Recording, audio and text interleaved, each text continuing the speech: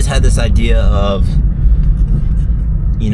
Forrest talk show, and to be honest, I don't know why. Some of it's probably ego and, overinflating my sense of like what I have to say, but I don't know, I really like connecting with people. I think what's funny is, even though I'm in sales and like I have a YouTube channel and all that, like if you meet me in real life, I'm very like introverted. I'm not like go out and say hi to everybody type of person, right? But I do like talking to people, but I like having deep conversations. And so, suffice to say, the show gives me that angle where I can like specifically have a reason to talk to people, and it allows me to talk to anybody, right? All under the premise of we're going to talk about finance and life.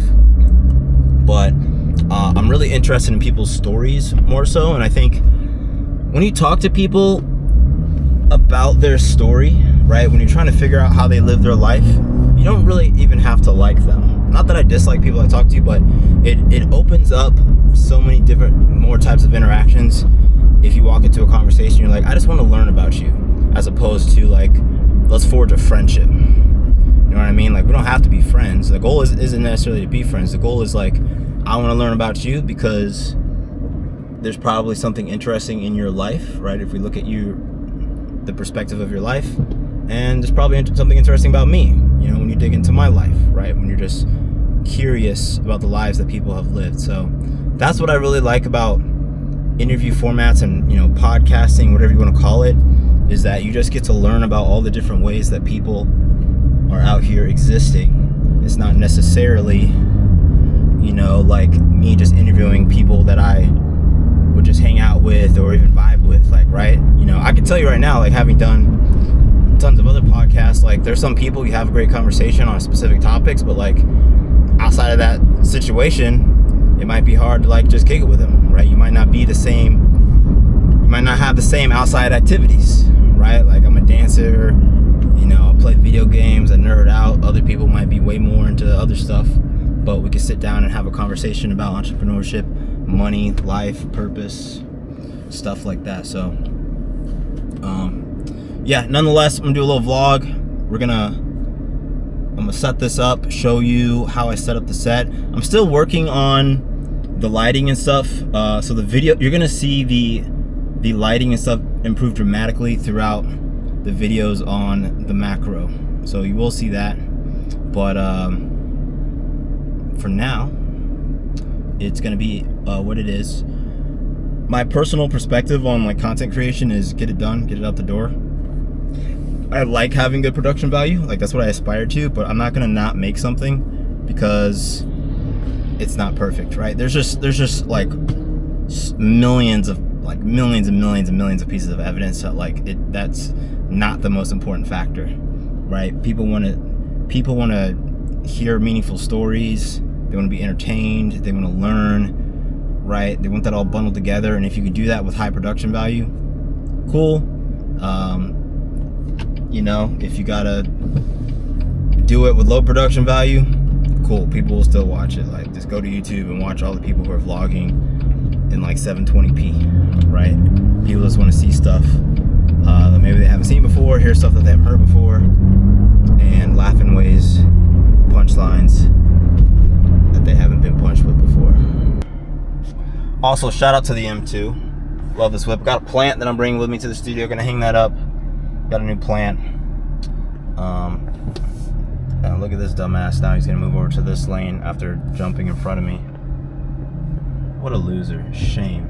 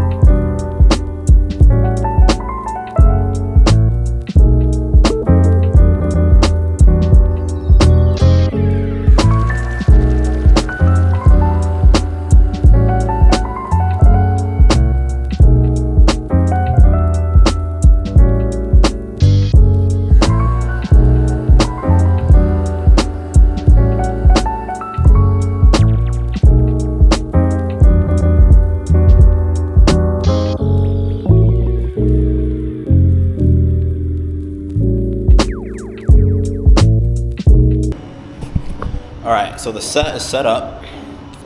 We are going to take a look.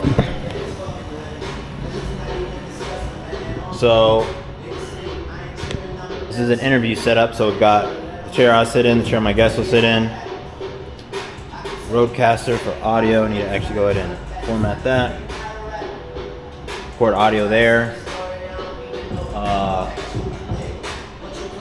1, 2, 3 lights. Just realized they aren't even, but that's okay. There's our monitor. That's what I look like. So, here's to get a nice shot of the monitor. Without me.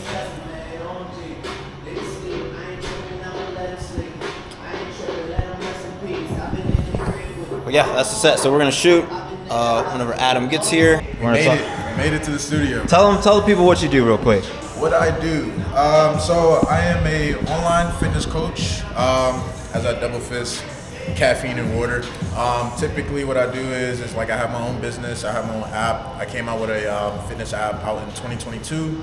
COVID kind of pushed me towards, coming out with something that's more online and helping people and transforming individuals that way.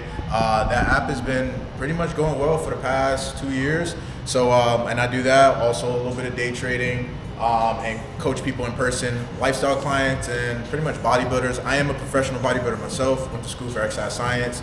So just using my degree and trying to help people, transform people, like my man Forrest, to be aesthetic as possible. Trying. We gotta stay. See, there's a little bit of a size difference here, but it's all right. It's all right. I'll catch up. His transformation, I gotta show you guys his transformation. I've gained like 30 pounds, which is crazy. So imagine this, but smaller. Bro, you started like what, 160, 165? 155, 153. And he's like 189 or some shit like that. Yeah, Like, well, I'm a little light right now, but I hit 190. So imagine 40 pounds, just about 40 pounds gained. So that was like a huge, and I was lean the entire time, which was crazy.